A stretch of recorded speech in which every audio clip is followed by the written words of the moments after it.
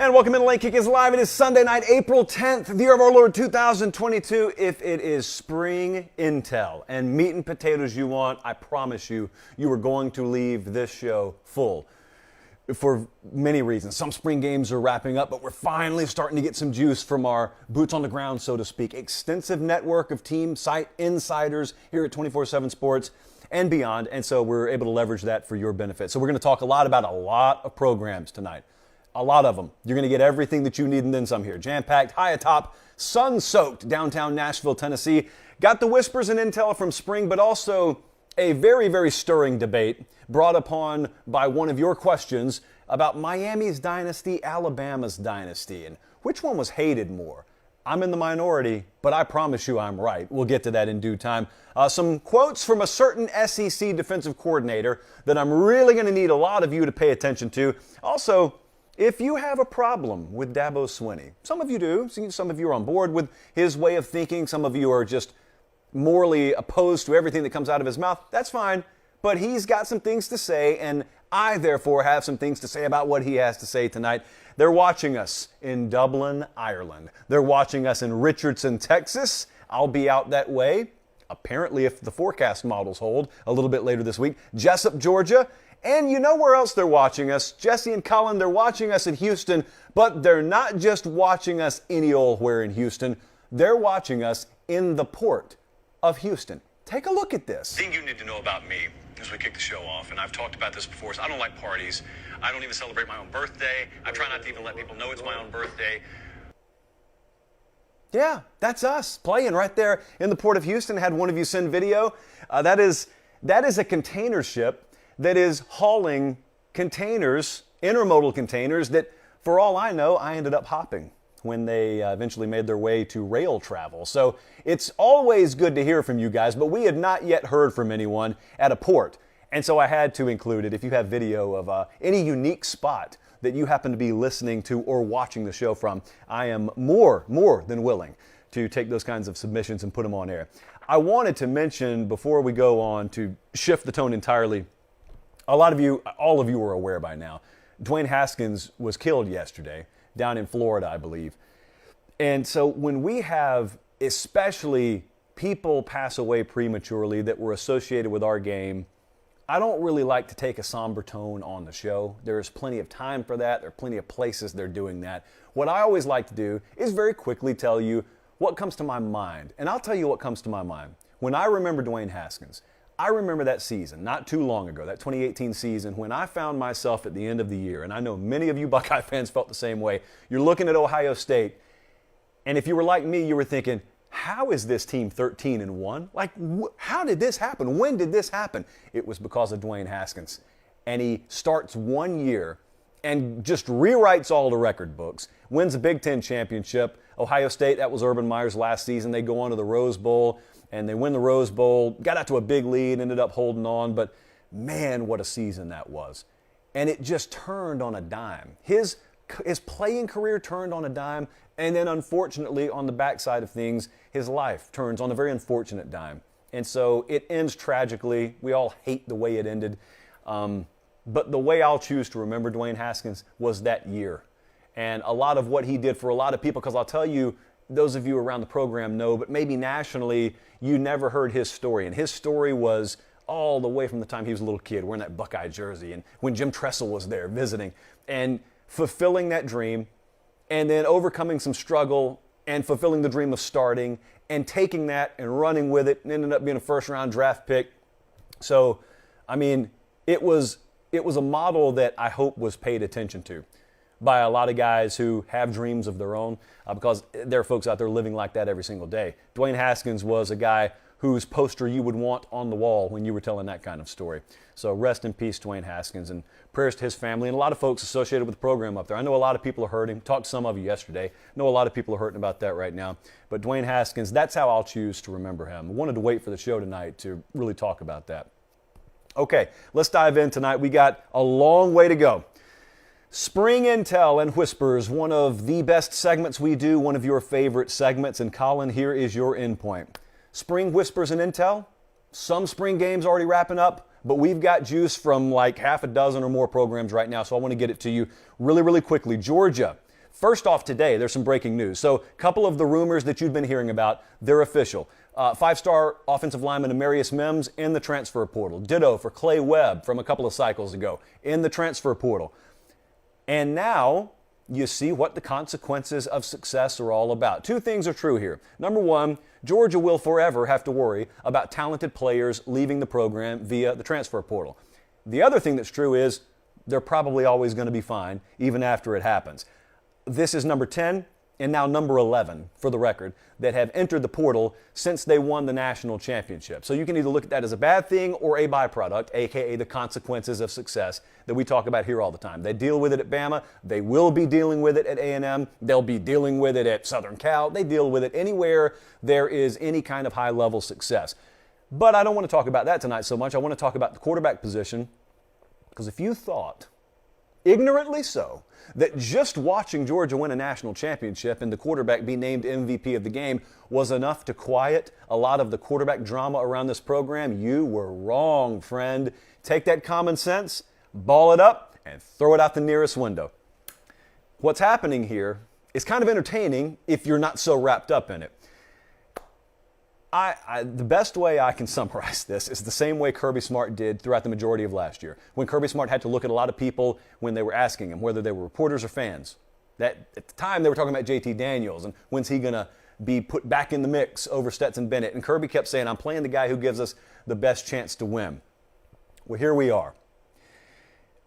There is a big difference in what you want to be true and what is true. What a lot of Georgia fans want to be true is for there to be a better option than Stetson Bennett, even after the guy won the national championship. They want there to be a better option. They want either Carson Beck or Brock Vandagriff to have taken the next step because they had more stars next to their name. Maybe they got more arm talent, whatever the physical characteristics you think they possess that gives them a higher ceiling may be. You want them to take the job by the throat. That's what you want to be true. What is true in the national championship game, in the month leading up to the national championship game, and probably moving forward is Stetson Bennett still the best quarterback on this team, and Stetson Bennett probably still gives you the best chance to win. But there's a Venn diagram that basically makes up a perfect circle at this point, and the Venn diagram is in Circle A, the folks who swore to you the only way Georgia was going to make any noise in the playoff was JT Daniels being inserted at quarterback and Stetson Bennett being benched. And then there's Circle B over here, and that is even after you've seen the national championship win,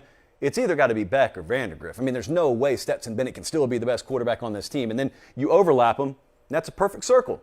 There's what you want to be true, and then there's what is true. And as of today, all the reputable people around this program, including the head man, will tell you the same thing. Stetson Bennett gives them the best chance to win. I'll tell you a name that stands out as we move on from Georgia here, though. Eric Gilbert. Remember last year, he came there through the transfer portal by way of LSU, and then he was out. And he was dealing with stuff off the field the entire year.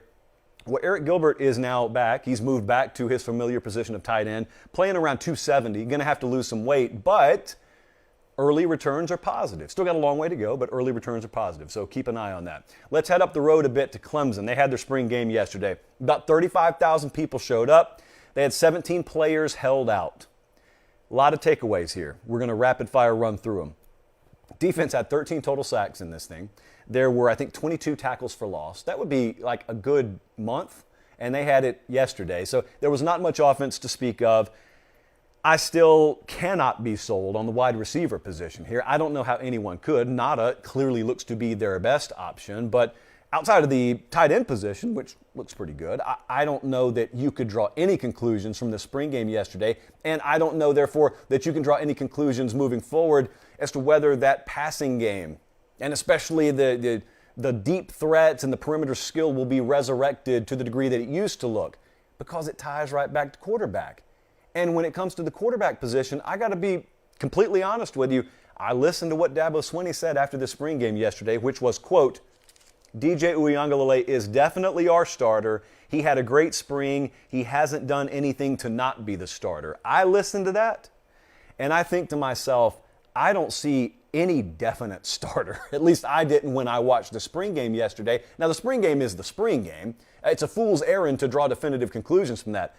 I'm doing quite the opposite. I'm not drawing any conclusion. I'm sitting here telling you I think that thing's wide open. And I think Cade Klubnik definitely poses a real threat to ending up being the starting quarterback on this team, because some of the same issues that you saw last year still seem to be plaguing DJ Uiagalelei. It's not a bad quarterback. I'm not telling you he is.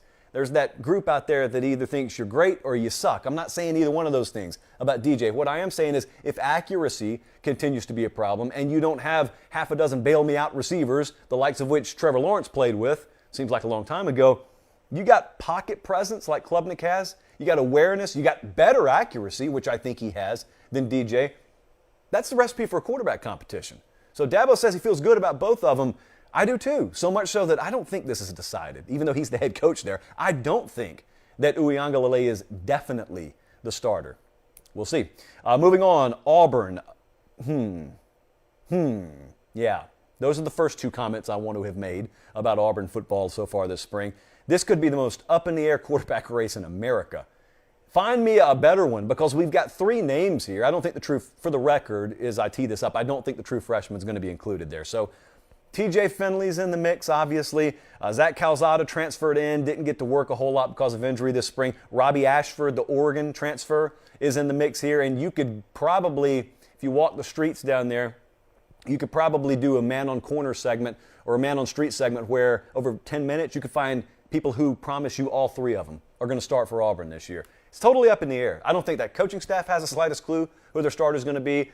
Brian Harsin essentially said as much yesterday. It's tough to gauge, though, because their perimeter skill is lacking. For that matter, they got depth issues all up and down this roster. It is going to be Tank Bigsby's team. That's no mystery, but that's why people made such a big deal about it when that running back, that horse running back they have, Tank Bigsby, when he did not enter the transfer portal, although there were rumors circulating that he was.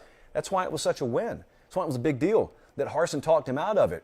Because if they didn't have him, the over-under win total for this team is already going to be at or just south of bowl contention, 6 wins, 5 wins. It'd be less than that if they didn't have Tank Bigsby. But I will tell you this, they have issues at Auburn that feel kind of similar to what Florida State's dealing with right now. You've got a new-ish coaching staff in there, still dealing with some of the depth and attrition issues that the previous staff left them. And they've got critical issues, places like offensive line, places like wide receiver, and they're finding that it takes more than one cycle and it takes more than one swing or two through the transfer portal to replenish a roster. That's why people make such a big deal about it. And the Xbox crowd listens to that and it goes totally over their head because you can hit reset in that world. You can't hit reset in this world. When you try and hit reset in this world, you got to pay a big buyout first off, then you got to pay a new staff, then you got to sit there and you got to wait. And that's in a perfect environment.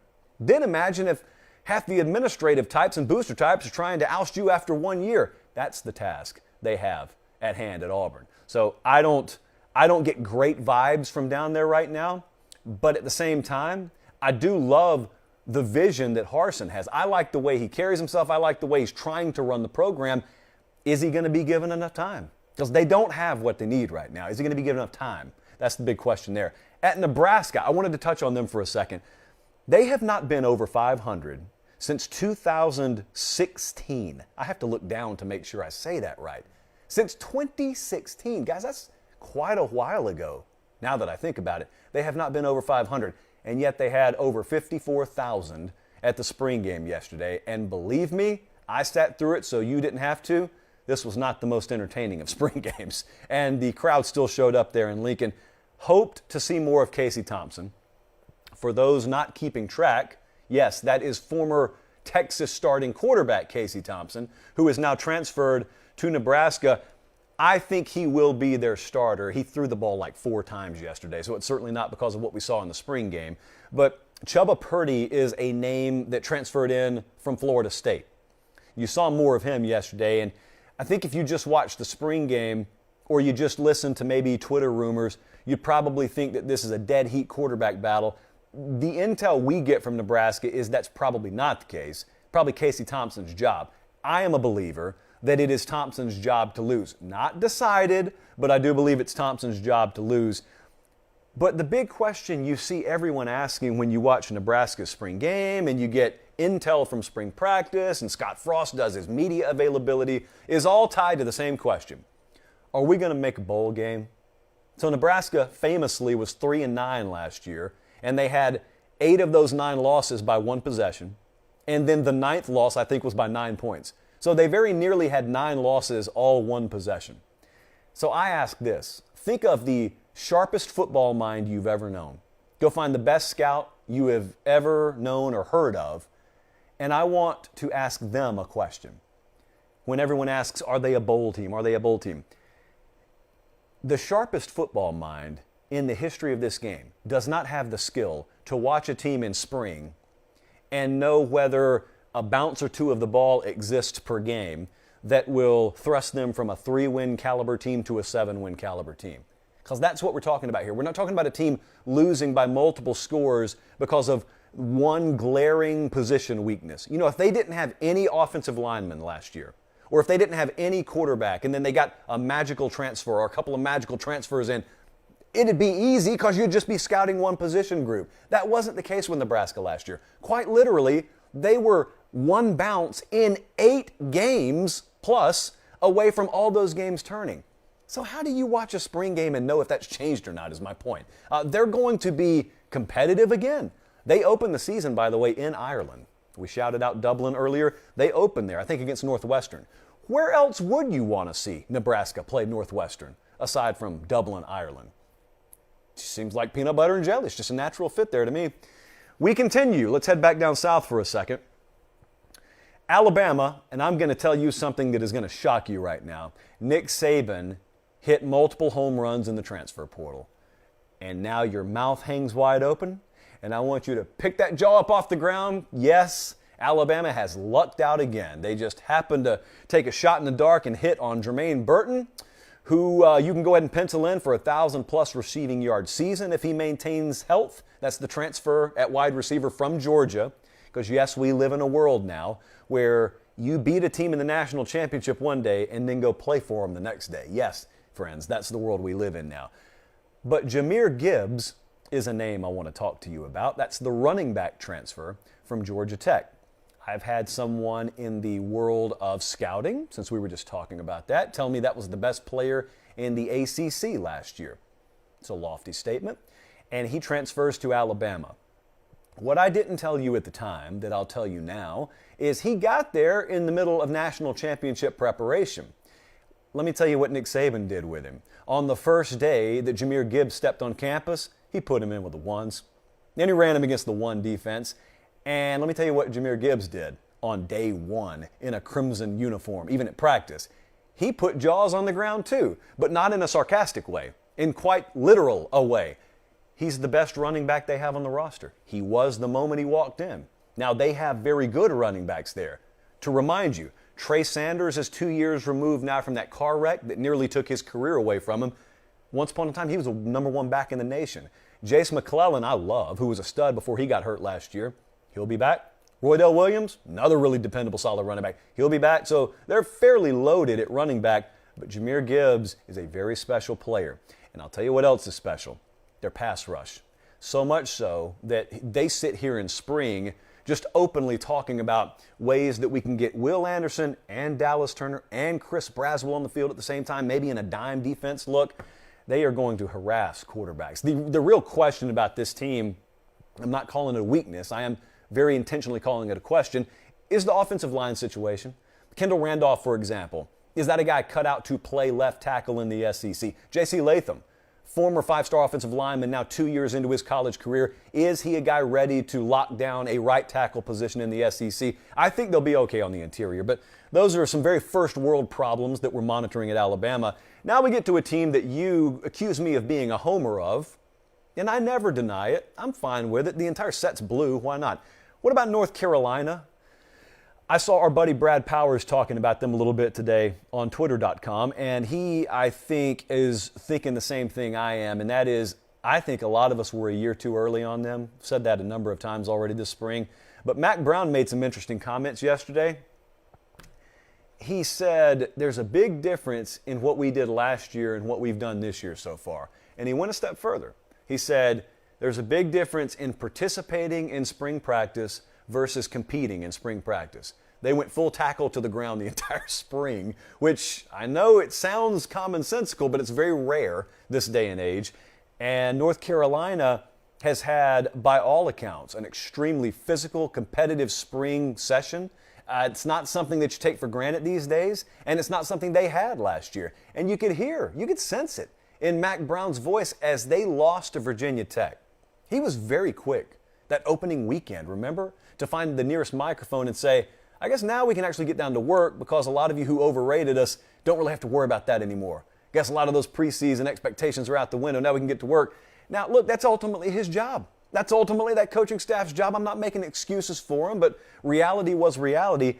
It sounds like they have a different mentality there. Less is going to be expected of them. I think they'll end up being better this year than they were last year. Now, what were they last year? So I understand that's not exactly a loaded statement.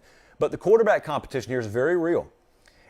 We have talked about this before. Drake May is a guy I think most people have still penciled in to start for them. But Jacoby Criswell is not a guy going away. We talked about this a couple of weeks ago. It sounds like we're going to be talking about it for a while. Those are two guys they can win with. I feel like ultimately, come fall, those are going to be two guys plenty capable enough to win with.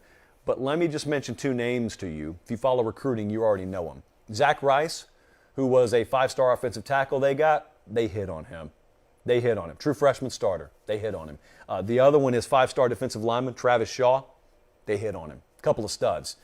You talk to people who are over there, it takes them about 5 seconds before they say, yeah, quarterback, whatever. Let me tell you about Travis Shaw. Let me tell you about Zach Rice. Those guys are no doubters. So the evals over there, the recruiting over there, it hasn't dropped off. The expectations will, and that's okay. We're going to take a shot on North Carolina this year. What about Florida State? They had their spring game yesterday, kind of a practice format. Still had about 30,000 folks there. The overall feel I get after spring in Tallahassee is Mike Norvell still does not have the horses he needs to run Mike Norvell's offense. Everyone is going to watch Florida State this year, and at some point, whether they're winning close or losing close, and I do think they'll be competitive either way, they'll be saying to themselves, when's Norvell going to run that Memphis offense here? Well, he can't yet. I don't think he has the players yet. I don't think he has the receivers yet. Truth be told, I don't think he has the quarterback. There's a lot of hope that A.J. Duffy eventually is that guy. Dude was 1 for 8 yesterday. It's just not there yet. That doesn't mean it won't be there, but he's very young. So it's just not there yet. I don't know that Jordan Travis, for example, who is a QB1 there, I don't know that he possesses the perfect skill set to do what Mike Norvell wants to do. Those are some of the bad news, glass half empty type takes, but also offensive line, not exactly a stellar unit there. You can talk about all that. But here's the good news. Again, it looks like they have hit across the board virtually via the transfer portal. So yesterday, for example, Trey Benson is a running back transfer who carried it, 7 times for 77 yards yesterday. He's a guy who's going to be a big-time contributor for them. I think Micah Pittman, receiver, big-time contributor, should be for them. Jared Verse, defensive end, big-time contributor for them. They've got, probably half a dozen or more out of the portal this past cycle who are going to be immediate contributors. They're going to need them. And that's good news. The bad news is you're in a position where you have to have them. They're also in a position where there's no way they're done in the portal yet. They've been banged up on the offensive line, but still, even if fully healthy, I don't think they're where they want to be along that position group. Same thing as we talked about with Auburn. You don't just snap your fingers after 1 or 2 years and make all the problems that the other staff got fired for go away. That's not the way it works. So they continue to work down there at Florida State. But I'll tell you the same thing that everyone close to the program says. When you talk to folks close to Florida State, they tell you a couple things. They'll tell you in some combination of phrasing the same thing I just did, whether it be this position group or that position group. We're not there yet. They're going to struggle here. They're going to struggle there. But then they follow it up with, but they're improving. Like, no one doubts that around Florida State. Everything is improving. It's not always linear. It's not always completely in a perfect straight line, but they're improving. So what do you do? Do you throw Mike Norvell and his staff out the door if they don't win 8 or 9 games this year? Even if you see improvement? I don't think so. So they've given him time and space so far. I think they need to continue to do so. It's not that there's any smoke down there or hot seat talk, but I'm just saying if they win 7 games this year, you know what the talk will be. But yet if they've shown improvement in doing so, I think it's going to be a more nuanced conversation is what I'm saying. What about Ole Miss? Remember they had the top overall transfer portal class. Now you all remember that. But you also remember that once spring comes, not all of them pan out. Well, at Ole Miss, they're pretty much all panning out. Jackson Dart was the most high profile in nature. That's the USC quarterback who transferred to Ole Miss. Now, there's a big quarterback competition here as well. The widely held assumption out there is it's a not if, but a when sort of scenario as to when Jackson Dart's eventually going to be the starting quarterback at Ole Miss. And I'll just put it to you like this. I still also believe it'll ultimately be Jackson Dart. But Ole Miss insiders would tell you if they had to play a game today, it wouldn't be. It'd be Luke Altmaier. Now, that's not shocking. Altmaier's been in the system. Jackson Dart got there 15 minutes ago.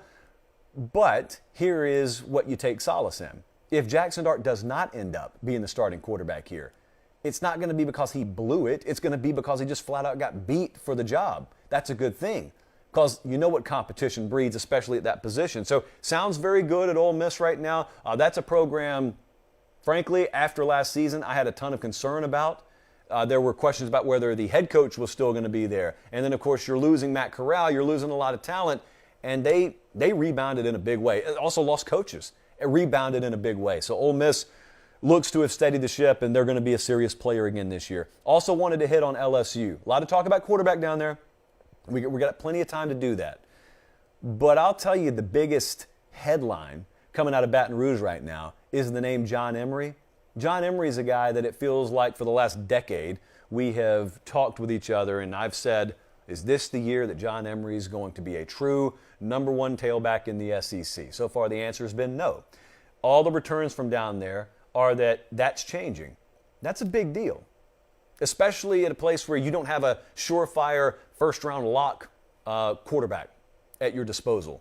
Got some good options, but it really would behoove LSU to have a strong run game. Now, I'll tell you what else is happening down there. Will Campbell, former major prospect there, has moved to left tackle. And they've got Wire and Doomerville, a couple of guys fighting for the right tackle spot. Now, if you follow LSU closely, you'll know how very hilarious this quote was from, I think it was the Go 24/7 board, when someone said, are we seriously moving tackles to guard? Because it's always been the opposite down there. Someone said, the quote for LSU football has been LSU, where guards come, or where tackles come to play, where guards come to be starting tackles since 2008. That's always been the case. You've always read LSU practice reports, and this former left guard, or this former center or right guard is out here playing right tackle, and people wonder, when in the world are we finally going to have tackles playing tackle? Well, now not only do they have that, they got tackles kicking down inside. How about that? What a day in Baton Rouge. Those are some things that are happening right now. We obviously have plenty more spring games to go, so those are some of the whispers and intel that we're hearing. Can't fit it in an entire show, or we would literally be on air 3 hours. A lot going on right now, so keep it locked here for that. I've got something in front of me, so I just want to let you know something, okay? I don't ever do it this way, but I do want to let you know something, because it would be wrong of me not to. At Academy Sports and Outdoors, they carry all the gear you need for spring and sunshine. Their words, literally, not mine. And all at prices that you'll love. You see, I normally freestyle the ad read, but I did want you to know, for example, they've got patio furniture. They've got a colorful collection, guys, not just some random gray and black collection, a colorful collection of water sports gear and apparel. Shopping at Academy, more convenient than ever. And I didn't know this quite literally until right now, they offer free assembly on in-store purchases of most bikes and grills, which is so kind and benevolent of them. Look, real talk now. Academy Sports and Outdoors is what you would call a ride or die. We've only got one of them on this show for a reason. And so, Academy Sports and Outdoors is just what I highly recommend for your everyday life, because chances are, I mean, if you're a fully functioning human being, there are multiple things inside that store you're going to need. I just don't want you going anywhere else to buy them. Go to the place that helps us bring you the show for free, Academy Sports and Outdoors. Quite literally, your one-stop shop for, I would safely say, 90% of the things you need in life. And for the other 10%, Zales, maybe, I don't know, some kind of fine jeweler. But as for the normal everyday stuff, Academy, got you covered. Colorful variety. What more could you want? And they'll put it together for you in all likelihood. Hey, I wanted to bring you something as we dive back into the show. I love reading the YouTube comments. I read every single one of them. I reply to as many as I can, but I read all of them. I got this the other day. This is my kind of person, the person who made this comment. So we were talking the other day about putting together the perfect program. Remember that? Where we were doing the perfect fight song and the perfect entrance, perfect midfield logo. And so I put together this Mr. Potato Head conglomeration of all the things I love about college football. And it was like I just said, it was a grab bag from all across the country. And then I look in the comment section the next morning, and this is what I see. Quote, only a shattered mind using imaginary producers, harsh allegation, would choose red as a home color for his charging bull mascot on the sidelines to see, while using a tiger's eye as his midfield logo, oddly enough, with the final cruelty being steep inclines and declines serving as the entry and exit ways to a stadium he's built into the side of a mountain. I now question if a franchise as shrewd and professional as Academy Sports and Outdoors would have ever even partnered with such a man, or if these two are but more rantings of a diseased mind perpetuating an elaborate hoax. That quote brought to you by Anonymous in our comment section. We move on. Two things have become pretty obvious to me over the past couple of months. The first is I believe in Arkansas. I think they're going to do big things. The second is not a lot of you are on board with me, judging by my inbox. But we're not going to solve that tonight, although I do want to play you something, because that's okay. Look, when we disagree, I'll be happy to accept your apologies down the road. It's happened before. It's going to happen again. You and I know it. But I did have something on this Sunday night here, April 10th, the year of our Lord 2022, that I wanted you to hear. Now, you know who Barry Odom is. If you don't, Barry Odom is the current defensive coordinator at Arkansas. He's the former head coach at Missouri. Guy's been around the block. Guy's a lifer, knows the game very well, and importantly, when we're about to roll this clip, he has experienced the game from multiple perspectives up to and including head coach. So with that in mind, we're going to play you something here. I want you to listen to it. This is Barry Odom, Arkansas defensive coordinator, and we will talk about it when we come back. The culture that Sam Pittman has every day in our working environment, you can't beat it. I've not worked that many places, but you can't tell me it's better somewhere else. I think we've got a great administrative support. The fan base is the best I've ever seen. It's unbelievable. I believe with the team that we have, the way we've been able to recruit, my family is really happy here. I'm excited and happy to be here. I think we can achieve great success here. So all those things combined, if there's an opportunity for me to be I had opportunities as in a couple of things this offseason to be a head coach again. I'm not going to go take a head coaching position again just to say I did it. I don't need that. My ego doesn't need it. I don't need it.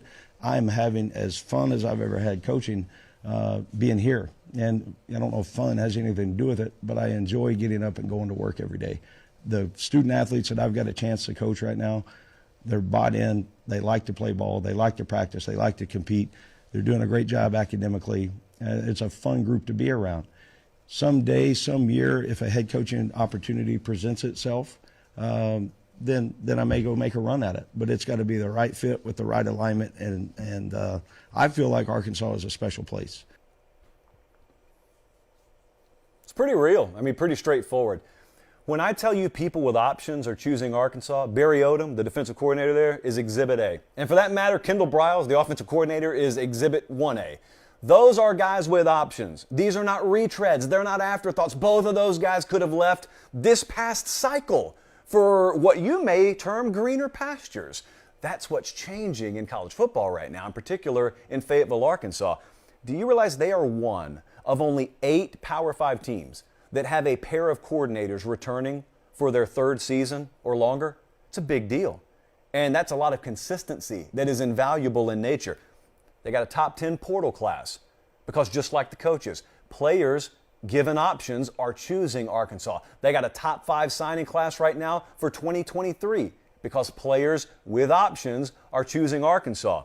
Why does your mind default to that being a red flag? Why does your mind default, for instance, to the way a lot of you end up going when we talk about this? I talk with a lot of you about this. I got buddies I talk to on the phone about this. Think it through for a second. Why does your mind tend to default to thinking of Arkansas as a backup option? Why do you kind of recoil a little bit if anyone ever suggests Arkansas could contend one day for the SEC West or a college football playoff spot? Your mind goes there because your mind defaults to Arkansas being a backup option, because they have been. For top-level coaches, for top-level players, you haven't seen them go to Arkansas a whole lot in recent years. You're used to them being a secondary option. I think what's changing right now, you hear it out of their mouths, you see it in their actions, is college football is slowly starting to realize what they realized a little while ago in Fayetteville. They're not a backup option anymore. Arkansas football used to be a backup option for a lot of coaches and a lot of players. Arkansas is not a backup option. They're a destination now. And a lot of people are going to continue to realize that. Look, the good news for me, since I happen to believe in the vision in there and the direction, is I don't really have to bank on something intangible. Like we're looking at the guys they just got in the transfer portal. Jaden Hazelwood could have gone to 24 programs. He went to Arkansas. He chose to go there. Drew Sanders was one of the top prospects in the country 2 cycles ago that went to Alabama. Drew Sanders got banged up, and Dallas Turner, who's just a total freak of nature, takes his job. That's the reason that Drew Sanders wasn't going to be playing in Alabama as much. Quite frankly, he was still going to be playing. I say that to tell you, Drew Sanders could have gone pretty much anywhere in the country he wanted to. Those are dudes with options who chose Arkansas. So moving forward, you're going to continue to see this. And look, if you watch them this spring or if you end up watching them this fall, they're going to be a version of the same team you saw last year. KJ Jefferson's still at quarterback. He's coming back. But when you watch them tee it up against Cincinnati in week 1, and they got South Carolina in week 2, they play A&M in the first month of the season. You know, that guy we just heard from, Barry Odom, going to have as much speed on defense as he's ever had there. They're going to have more weapons offensively than they've had there, including guys like Hazelwood coming in from the transfer portal. They are going to be a very good team. I'll tell you the other thing in your subconscious that's one of the only remaining hurdles between you and your mind embracing Arkansas the way that your boy here already has, is that SEC sticker on their helmet.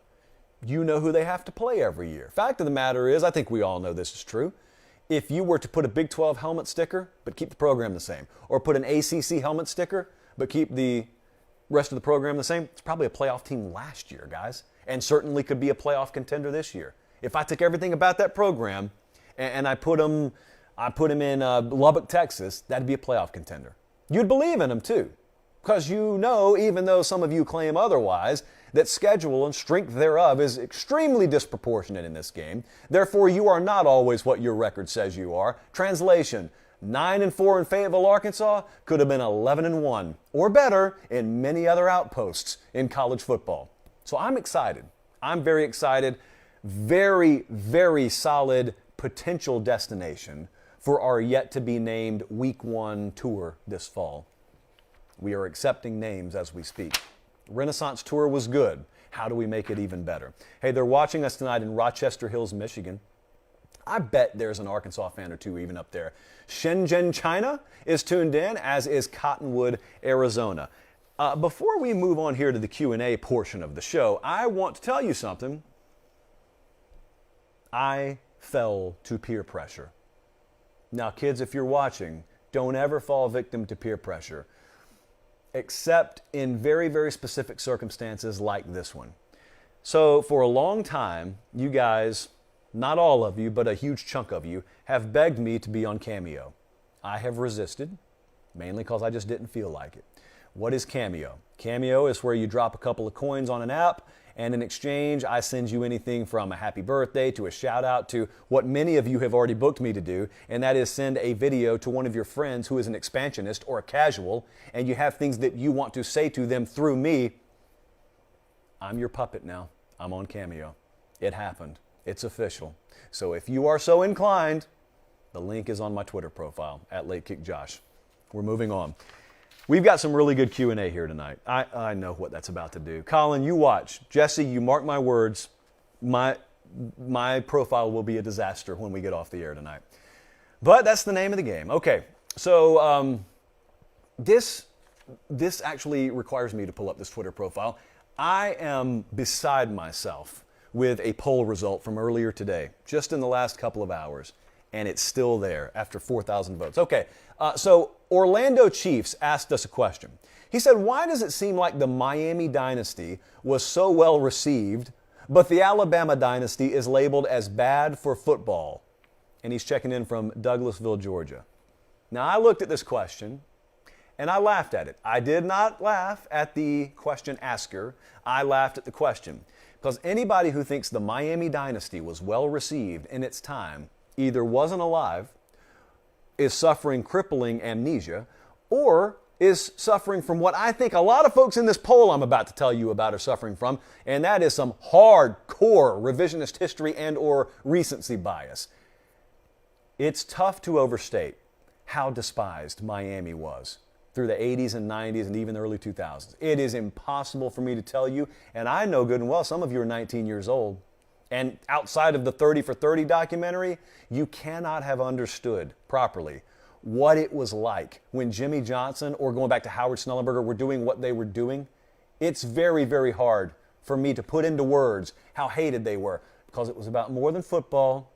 And I think most of you understand exactly what I'm talking about. But if you don't, I go on Twitter about an hour before the show because I thought I was sure where you guys were going to go, and it looks like I just whiffed. And I went on Twitter and I put out the following question. More hated dynasty, Miami or modern-day Alabama? I kid you not, I expected this to be 70-30 or even 80-20 Miami. And sure enough, it is the exact opposite. 58.6% of you, as of 1 hour later, have voted Alabama as being more hated than Miami. Look, I know it's your opinion, and I asked you for your opinion. I don't know what else to say. You're wrong. You're just wrong. Even those of you who are expressing your own opinion, I've never said this before on air. Your opinion is wrong. If you think Alabama, present day, is more hated or even close, I'm going to be that guy. I'm going to be, it's not even close guy. It's Miami. It's not even close. Not only was Miami not accepted, Miami was despised nationally. Folks hate Alabama for football reasons. Folks hated Miami for social reasons. Folks looked at Miami and they were completely disgusted about everything they stood for.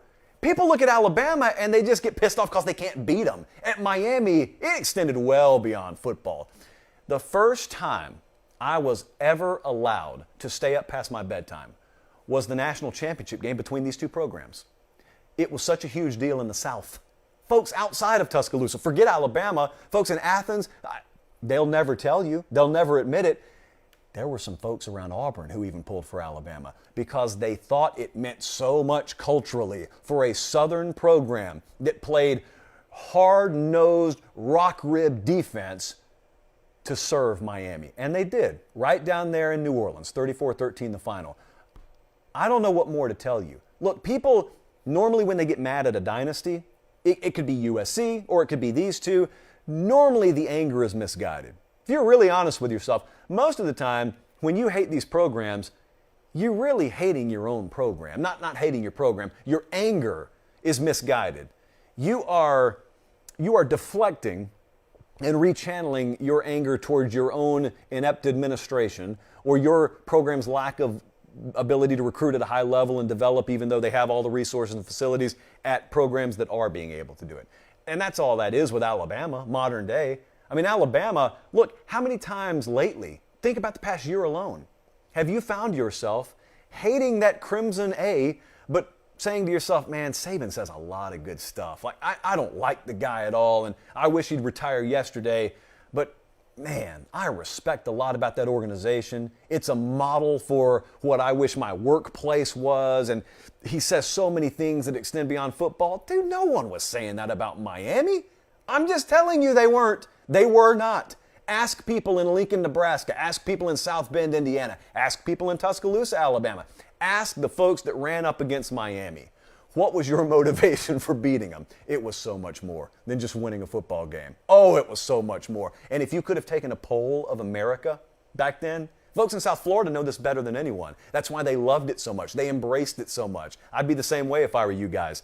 If you could have taken a poll nationally back then, I guarantee you the results in this poll would have been totally inverted, and even more harshly. Nationally, it was hardcore anti-Miami because you were watching Miami and you were very, very mad at the prospect that are they going to be able to keep all those South Florida athletes from the rest of us forever? Because if they are, when is this ever going to stop? Now, nothing perfect lasts forever. You've seen the "A River Runs Through It" poster like I have. Nothing perfect lasts forever except in your memory. That's what they're chasing down there right now. Mario Cristobal walks in the door. That's what they're chasing right now. But man, to say that Miami's dynasty was well received by whomst? Carl and Coral Gables? You know, Ned in Naples? I can guarantee you outside of South Florida, it was not well received at all. Now, I'm not telling you the Bama dynasty has been any better received, but when people recoil at the idea of Alabama, it's just cause of football. It was about so much more with Miami. So I can't believe this. You know what? Maybe it changed. Maybe it's a typo. Let me hit refresh. 3 minutes later, the poll's the exact same. 58.4% think Alabama's the more despised dynasty. I don't miss like that on our audience. I don't miss like that, and yet I miss totally tonight. All right, let's move on. Big week here for Oregon. So let's get the question first. Timmy at Eugene asks, how do you think Dan Lanning will fare at Oregon? He's a young guy, but already hitting on the recruiting trail. Hashtag Pate State, very important to add on the end. This has been a big week and a big weekend for Oregon. So Josh Connerly, for those unaware, was the final blue chip five-star guy that was in the 2022 class. He's a five-star offensive tackle, I believe from Washington State up there. And it looked for all the world over the past couple of weeks like he was trending towards USC, and he was. But you know where he landed? He landed at the University of Oregon. And he told Brandon Huffman, our West Coast guy, told him afterwards, it was USC for a while. But in the end, Oregon ended up winning this thing for me. That's a big deal. Perception's huge here, obviously, but the actual player equally is huge. It's a big deal because of what Dan Lanning's been talking about out there. You know, Mario Cristobal in that era was very important. Like, I know some people are still rubbed the wrong way for whatever reason that the guy left you. He left you to go quite literally home. I mean, it's not out of the realm of possibility. But be that as it may, okay, whether you like the way he left or not, or like that he left or not, it's important that he did what he did while he was there, because what he did was he changed perception nationally. Like, I'm in Nashville, Tennessee, and I can tell you people in the South think differently about Oregon than they did 5 years ago. 5 years ago, the belief about Oregon football was, yeah, you could have a Chip Kelly come through, but the way they're going to have to win is the path that college football dictates they have to take. In other words, there weren't limitless possibilities. There's a very specific way you have to win at Oregon. Well, then Cristobal comes in, and he says, actually, what I'm just going to do is I'm going to go recruit elite athletes coast to coast, and no state will be off limits, and we're going to win however we want to up here. We're going to get the kind of athletes we want, and you're not going to dictate anything for us. We will dictate our terms of how we want to run the program, what offense, what defense, what kind of athlete we want. And you know what? They did it. They did it. And that's why Dan Lanning entering at the time he enters and with the profile he enters with is so important. And that's why this perception is very important. Because the perception is, to me, reality. And that is, if they can continue to recruit at the level or even comparable to the level they were under Cristobal, what if they hit home runs with this coaching staff on multiple fronts? You know, what if they do have a very dynamite recruiting staff in there? What if we have an equal to or better on-field coaching product? You know, what if NIL gets leveraged here like it should at Oregon? And what if all of a sudden what felt like one time a big loss for us ends up being a blessing in disguise? And don't forget this part, because of the guy who left us to go to Miami. It's a big part of this, whether anyone wants to admit it there or not. Mario Cristobal is a big part of this, but this is Dan Lanning's program now.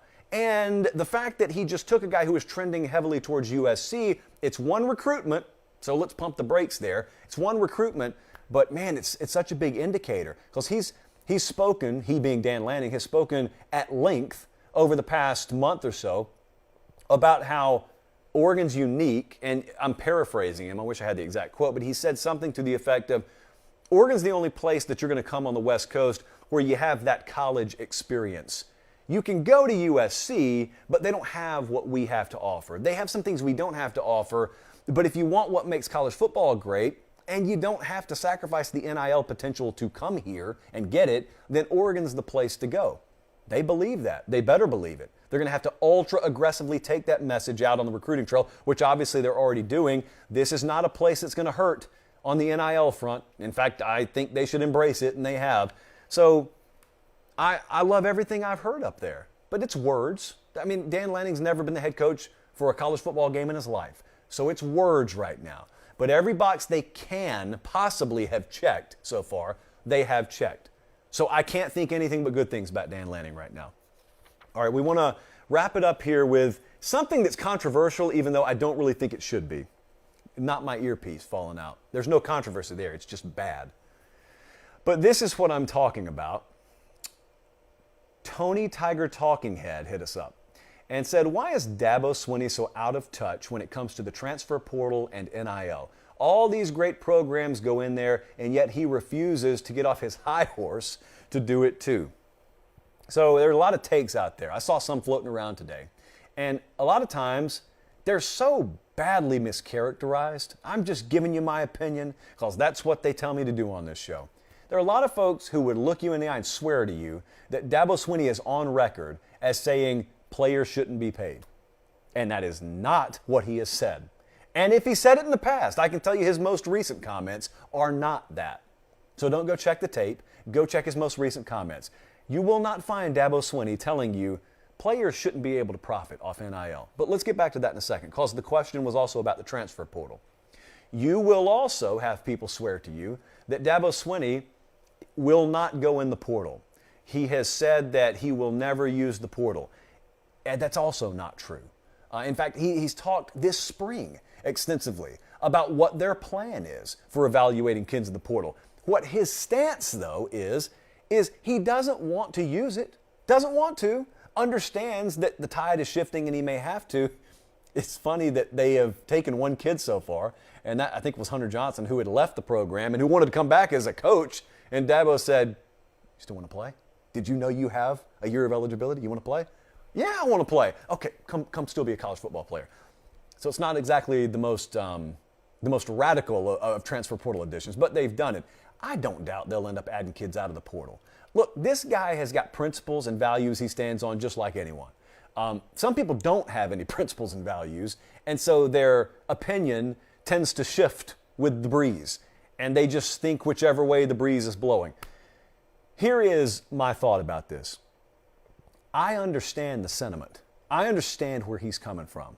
And the reason I don't get all bent out of shape, even though I don't agree with Dabo Swinney all the time, the reason I don't get bent out of shape is because I would be the biggest hypocrite in the world if I sat here behind this microphone and said, boy, I wish coaches would just be real with us. I wish they'd just be honest with us.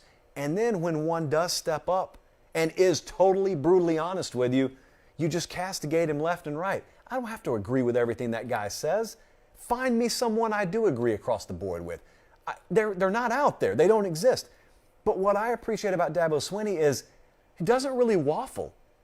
Every time he opens his mouth on these subjects, it's the same general sentiment. He doesn't just tell you what he believes. He tells you why he believes it, whether you agree or whether you disagree. Set that to the side for a second. What I'm telling you is I appreciate the honesty, even when it may not benefit him in terms of PR. And the second thing I appreciate is I don't doubt his motivation truly is what's best for the game. I don't share that opinion that some people have about him in that he's just out for himself. He's just looking out for himself. He only wants what's best for Dabo Swinney. I don't believe that about him because I believe his actions support my opinion on this. He's been around quite a while, guys. You don't have to guess about Dabo Swinney. So anyway, that's part one of that. I appreciate his honesty. Part two, I would feel the same way about the transfer portal. I would go into that thing kicking and screaming. I'm telling you the way I personally would run a program is I would understand that I'm probably going to need to use this thing because I have access to it. And if I don't take advantage of it, I'm potentially voluntarily putting my program at a competitive disadvantage. And I'm not just accountable to me, I'm accountable to the entire organization. That's the way I'd go about it. I wouldn't like it though. I mean, I'd feel the same way Dabo Swinney does about it. But back to the NIL thing for a second, because that's where a lot of the true controversy is. The transfer portal stuff, people hope he doesn't go in there because they think it's going to disadvantage Clemson. But as for the NIL stuff, first off, a lot of people are just dead wrong about characterizing his viewpoint on it. He's not anti-players getting paid. He's anti the professionalization of college athletics, which I am too. What he has said essentially equates to this. It'd be the same thing as if you were standing on a street corner and I told you it's really stupid to eat 13 Big Macs a week. I didn't tell you shouldn't have the right to do it. And his stance on NIL is kind of the same way. It's, look, I get why players should be able to profit off their name, image, and likeness. And I think they should have the right to. But what comes with that and the consequences that come with that, which is what he always talks about, which is players get taken advantage of, and a lot of people hitch their wagons to players and they get terrible advice. It's the same way with the portal. That's why you got thousands of kids floating around in that thing. That's the part that rubs him the wrong way. And the reason I don't get bent out of shape about it is because I'm a believer that more people should speak publicly about that, because I've given you my viewpoint on it. So once more, I'm all for NIL if it's properly utilized, which it's not in a lot of cases, but if it's properly utilized, I'm all for NIL. Have no problem with it. But also, you have to understand there are going to be a lot of risks and there are going to be a lot of consequences because you enact something. And in this case, NIL and the ability to profit off your name, image, and likeness. Well, number one, you got a whole mess of other problems that the NCAA is ill-equipped to legislate and to regulate. But then the other part is you may have kids making decisions for what you think are wrong reasons. That may be right. That may be wrong reasons. You got to let lessons get learned. And for a guy who's come up in a very old school type of way, and a guy who had to, walk his way on to Alabama, and a guy who had to work his way up the ladder to become a coach, you've been so used to things being one way and they're shifting, and this is not the first time that someone has struggled with the world around them changing. You and I deal with it all the time in our day-to-day lives. We're not as high profile in nature as Dabo Swinney is, but we've all dealt with that. But I'm interested to watch these next couple of years there, because I don't have any inside information on this. I'm going to tell you how he strikes me. Dabo Swinney strikes me as a guy who would follow totally through on his core beliefs on this. If it gets worse in his eyes, Dabo Swinney is the kind of guy who would retire from this game. He would, I guarantee you, he would walk away from this game in what many people would define as his prime because he's financially set. I don't think it's about finance with him. I really believe him when he says that, by the way. But I don't think it's about that. It would help that he is financially set. I think he's the kind of guy who would say, this isn't the game I want to be a part of anymore. I think that's actually the kind of guy Dabo Swinney is. He's never told me that. He's welcome on the show. Would love to have him on the show. I don't have any inside information on that. That's nothing I've heard, so I don't want you to misunderstand what I'm saying.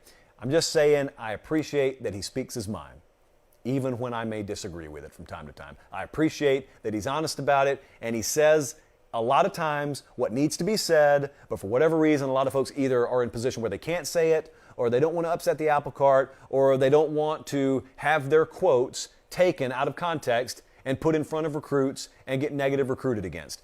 All that happens with him. He knows it, and he's willing to speak publicly anyway. So that I appreciate, and I appreciate you guys being tuned in tonight.